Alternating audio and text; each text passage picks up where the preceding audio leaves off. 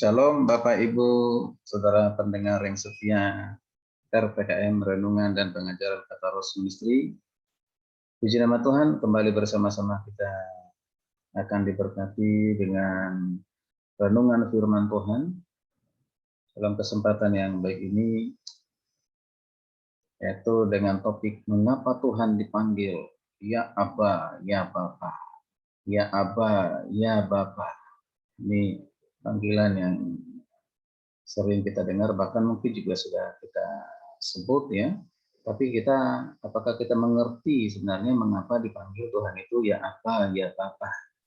Ya, untuk mendahulunya kita baca firman Tuhan. Jadi ada beberapa ayat Alkitab saja, jadi tidak terlalu banyak. 3 ayat Alkitab yang dari kitab yang berbeda. Yang pertama Markus 14 ayat 36. Berkata demikian, katanya, Ya Aba, Ya Bapa, tidak ada yang mustahil bagimu. Ambil cawan ini daripadaku, tetapi janganlah apa yang aku kehendaki, melainkan apa yang engkau kehendaki. Ini perkataan dari Tuhan Yesus pada saat mendekati masa penderitaannya, atau sedang mengalami penderitaan, di mana Yesus akan menyerahkan diri untuk disalibkan sebagai korban penebus bagi dosa manusia. Kemudian kita perhatikan lagi di Roma 8 ayat 15, Paulus berkata kepada jemaat Roma, sebab kamu tidak menerima roh perbudakan yang membuat kamu menjadi takut lagi, tetapi kamu telah menerima roh yang menjadikan kamu anak Allah, Roh Kudus yang menjadikan kamu anak Allah. Oleh Roh Kudus itu kita berseru, Ya Aba, Ya Bapa, Ya Aba, Ya Bapa. Ini dilanjutkan lagi oleh Paulus di Galatia 4 ayat 6. Dan karena kamu adalah anak, maka Tuhan telah menyuruh roh anaknya ke dalam hati kita, yang berseru, Ya Aba, Ya Bapa. Jadi ada 3 ayat. Ya. Jadi yang diucapkan oleh Yesus dan juga yang diajarkan oleh Rasul Paulus kepada jemaat di Roma maupun jemaat di Galatia.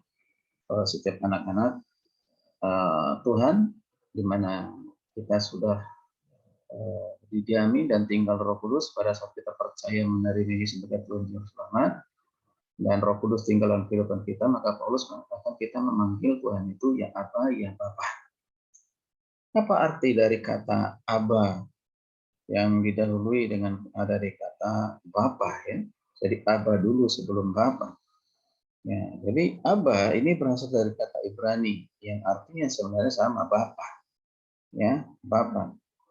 Yang dinyatakan secara tegas itu ada spasi ya, yaitu seperti misalnya Bapamu. Ya, Bapamu. Ya, di pemakaian kata ini ketika merujuk kepada Tuhan sudah biasa bagi bangsa Yahudi pada saat itu, ya bangsa Yahudi. Tetapi supaya kata ini tidak menjadi terlalu akrab atau tidak sopan, ya penulis Perjanjian Baru memberinya 2 bentuk lipat 2 yang sudah prase yang dikenal dalam penyembahan orang Kristen, yaitu tadi dikatakan ya yang mengatakan begini, ini seolah mengatakan Bapa, Bapa, Bapa kami, Bapa, Bapa kami. Dan kemudian, iya Bapa, iya Bapa. Jadi suatu penegasan, ya, yang suatu penegasan, yaitu memanggil Tuhan itu Bapa menurut ya tradisi ataupun kebiasaan yang dilakukan oleh bangsa Yahudi, sehingga kalau kita orang Kristen berarti bisa memanggil juga hal yang sama ya, Aba ya Bapa, sama saja. Jadi ya Bapa, ya Bapa. Jadi suatu penegasan. Jadi bukan satu pribadi yang berbeda, apa pribadi beda, apa pribadi yang berbeda, tidak. Itu tetap menuju kepada yang satu Tuhan, ya. Yang satu Tuhan yang kita panggil dengan Bapa. Ya.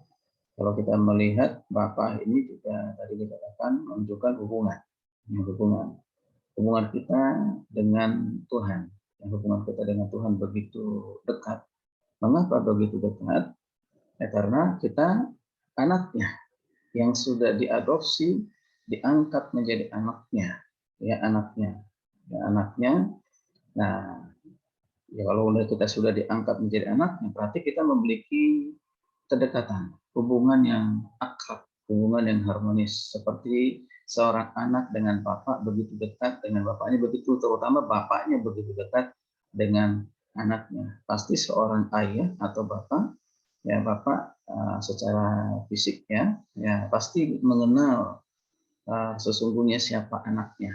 Mengapa? Karena dari kecil sampai dewasa ada bersama dengan bapak, jadi tahu sifatnya, karakternya, dan seluruh kehidupannya bapaknya seharusnya tahu. Nah, nah, apalagi kita sebagai anak yang diadopsi sebagai anak yang sah oleh Tuhan, kita memiliki hubungan yang akrab dengan Tuhan. Bapa itu yang lebih dekat dengan kita dibandingkan dengan kita. Bapa itu mengenal seluruh isi hati kita, mengenal seluruh pikiran kita, mengenal perasaan kita, mengenal siapa kita sesungguhnya. Ya, yang sering mungkin mengecewakannya, melukainya, ya, tapi Tuhan Bapa yang penuh kasih itu selalu mengasihi kita. Dan Bapa itu dekat, sangat dekat dengan kita, ada bersama-sama dengan setiap hari. Dengan kehadiran Roh Kudus yang menolong kita supaya kita terus mempermuliakan Bapa, mempermuliakan Bapa. Jadi, yaitu kita adalah anak-anak Allah, artinya orang-orang sudah percaya kepada Kristus, orang-orang percaya kepada Tuhan, maka kita disebut dipanggil sebagai anak, maka kita panggil Tuhan itu Bapa.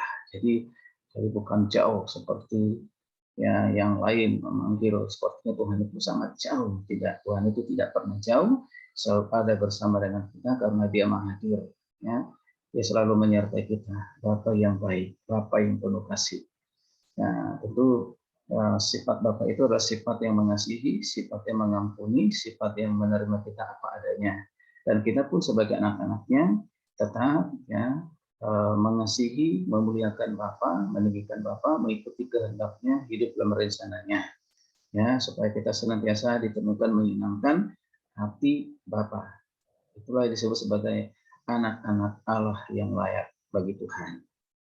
Puji nama Tuhan, kiranya renungan singkat ini boleh bermanfaat bagi kita. Silakan, pada saat kita berdoa menyembah Tuhan, kita panggil, ya Abah, ya Bapa, karena memang layak untuk dipanggil Bapa, karena begitu dekat dengan akrab dengan kita. Puji nama Tuhan. Shalom, Tuhan Yesus memberkati kita sekalian. Salam sehat, sampai berjumpa di renungan